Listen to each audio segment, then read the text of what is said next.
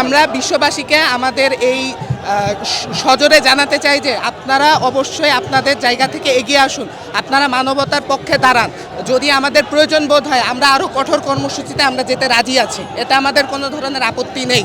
কিন্তু আমাদের মূল মেসেজ একটাই, আপনারা মানবতার পক্ষে দাঁড়ান, আপনারা ইসরায়েলের পক্ষে দাঁড়ান। বয়কট অবশ্যই সম্ভব, কেন সম্ভব না? যতটা সম্ভব আপনারা বয়কট করুন। আমাদের দেশীয় বা অন্যান্য দেশের প্রোডাক্টের কোনো অভাব নেই, সকল ধরনের অল্টারনেটিভ এই বিশ্বে বর্তমানে বিদ্যমান আছে, তাই অবশ্যই এটা বয়কট করা সম্ভব। ফেসবুককে আমরা যদি আমাদের পজিটিভ কাজে লাগাতে পারি, আমাদের নিজেদের কাজে লাগাতে পারি, তাহলে ফেসবুক আমাদের জন্য একটা ইতিবাচক প্ল্যাটফর্ম হয়ে দাঁড়াবে। এটা আমরা ফেসবুক থেকে অবশ্যই ব্যবহার করতে পারি। ফেসবুক থেকে সেই ক্ষেত্রে রিচ ডাউন করলে আমাদের কর্তব্য আরও বেশি আপলোড করা। তারা কত রিচ ডাউন করবে, আমরা যত বেশি আপলোড করব আমাদের ফিডে সেই সকল তথ্য আরও বেশি আসবে, রিচ ডাউন করা সত্ত্বেও থেকে যাবে।